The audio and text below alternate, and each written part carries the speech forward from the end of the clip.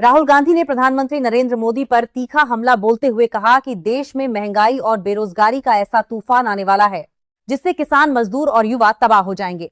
उन्होंने आरोप लगाया कि पीएम मोदी जमीनी हकीकत से दूर होकर जनता को इलेक्ट्रिक गाड़ी खरीदने जैसी अजीब सलाह दे रहे हैं।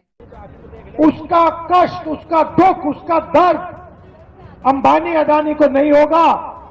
सोना मत खरीदो। ये पता नहीं कौन सी दुनिया में रह रहा है, पता नहीं कहां, कौन से दुनिया में है ये, पता नहीं क्या क्या करता रहता है। नरेंद्र मोदी उल्टी सीधी बातें करते हैं।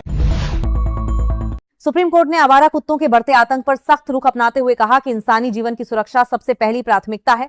कोर्ट ने रेबीज संक्रमित या खतरनाक कुत्तों को मारने की अनुमति दी है और संवेदनशील सार्वजनिक जगहों से आवारा कुत्तों को हटाने के पुराने निर्देश बरकरार रखे हैं।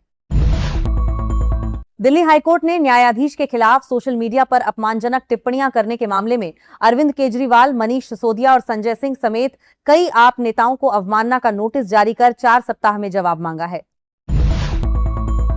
अखिलेश यादव ने प्रधानमंत्री नरेंद्र मोदी पर कटाक्ष करते हुए कहा कि अगर वह ईरान के साथ खड़े होते तो युद्ध नहीं होता। उन्होंने केंद्र सरकार पर बजट साफ करने और बड़ी कंपनियों को फायदा पहुंचाने का आरोप लगाया। साथ ही उन्होंने 2027 में कांग्रेस के साथ गठबंधन की बात कही। ईरान के साथ खड़े हो गए होते तो युद्ध नहीं होता। अब आप बताइए, 80 करोड़ लोग तो खाना खाते हैं वो राशन वाला। हाँ। तो सोना किसके लिए कर रहे हैं आप? ये जो छोटी छोटी दुकानों से कमीशन तो मिलना नहीं है, तो उन्होंने कहा शोरूम बड़े बड़े खुलवा दो जिससे कमीशन इकट्ठा ले लिया जाए।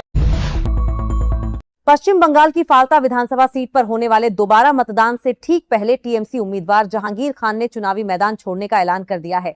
बंगाल में भाजपा सरकार बनने और कानूनी दबाव बढ़ने के बाद जहांगीर खान ने यह कदम उठाया जिससे भाजपा उम्मीदवार की राह आसान हो गई है। 6 दिनों से लापता मशहूर पंजाबी गायिका इंद्र कौर की निर्मम हत्या की खबर दी गई है। पुलिस ने उनका शव नहर से बरामद किया है। आरोपी सुखविंदर सिंह शादी से इनकार करने पर गायिका का अपहरण कर हत्या करने के बाद कनाडा फरार हो गया है। पश्चिम बंगाल की नई शुभेंदु सरकार ने बकरीद से पहले सार्वजनिक स्थानों पर पशु वध रोकने और अधिकृत स्थानों पर ही कुर्बानी देने का नया आदेश जारी किया है। इस फैसले पर सियासत गर्मा गई है और एजेपी प्रमुख हुमायूं कबीर ने कुर्बानी को इस्लाम का बड़ा उत्सव बताते हुए प्रतिक्रिया दी है। सब कुछ जो कुर्बानी इस्लाम धर्मावलंबी मानुष का बड़ा उत्सव है, ये त्याग का माहौल है, ये होना चाहिए, ये कोई रोक नहीं सकता। देश के बदलते मौसम की जानकारी दी गई है। उत्तर, पश्चिम और मध्य भारत में भीषण गर्मी और लू का प्रकोप जारी है, जहां पारा 45 डिग्री के पार पहुंच गया है।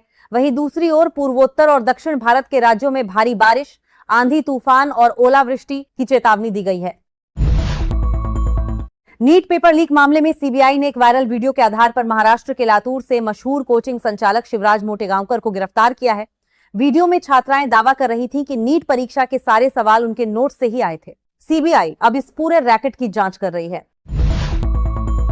ईरान और अमेरिका के बीच तनाव के चलते अंतर्राष्ट्रीय बाजार में कच्चे तेल की कीमतों के उतार चढ़ाव के बीच भारतीय तेल कंपनियों ने पेट्रोल, डीजल के दाम में 90 पैसे की बढ़ोतरी की है। 5 दिन में यह दूसरी बढ़ोतरी है, जिससे आम जनता पर महंगाई की मार और बढ़ने की आशंका है। प्रधानमंत्री नरेंद्र मोदी की ऐतिहासिक नॉर्वे यात्रा के दौरान दोनों देशों के बीच ग्रीन स्ट्रेटेजिक पार्टनरशिप पर सहमति बनी है। पिछले 43 वर्षों में नॉर्वे का दौरा करने वाले वह पहले भारतीय प्रधानमंत्री हैं। बैठक में अंतरिक्ष तकनीक, ग्रीन एनर्जी, डिजिटल सहयोग और स्वास्थ्य क्षेत्र समेत कई महत्वपूर्ण मुद्दों पर चर्चा हुई है। भारत और रूस के बीच तेल व्यापार को लेकर विदेश मंत्रालय का बड़ा बयान सामने आया है, जिसमें साफ कहा गया है कि भारत रूस से कच्चा तेल खरीदना जारी रखेगा और अपनी ऊर्जा सुरक्षा से कोई समझौता नहीं करेगा। अमेरिकी दबाव के बीच भारत ने अपने राष्ट्रीय हितों को सर्वोपरि रखा है। ऋषिकेश के योगनगरी रेलवे स्टेशन के पास उज्जैनी एक्सप्रेस का खाली रैक पटरी से उतरने की खबर दी गई है। इस हादसे में ट्रेन का इंजन और 3 डिब्बे पटरी से उतर गए।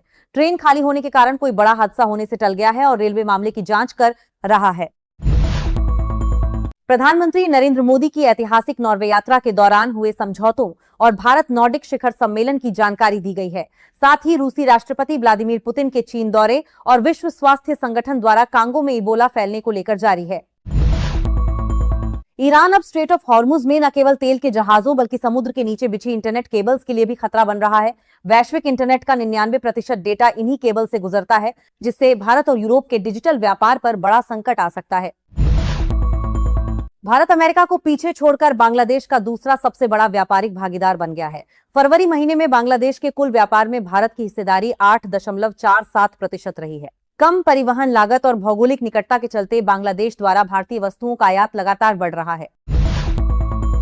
अमेरिकी राष्ट्रपति डोनाल्ड ट्रंप ने खाड़ी देशों के अनुरोध पर ईरान पर होने वाले बड़े सैन्य हमले को फिलहाल टाल दिया है। दोनों देशों के बीच परमाणु समझौते को लेकर गुप्त बातचीत चल रही है। हालांकि ट्रंप ने चेतावनी दी है कि बातचीत विफल होने पर सेना हमले के लिए तैयार है। तो फिलहाल आज के लिए इतना ही है, और अभी तक अपने चैनल को सब्सक्राइब नहीं किया है तो वीडियो को लाइक कर चैनल को सब्सक्राइब जरूर करें ताकि आपको सभी टॉप खबरें की नोटिफिकेशन मिलते रहे। मिलते हैं नेक्स्ट वीडियो में, तब तक के लिए जय हिंद, वंदे मातरम।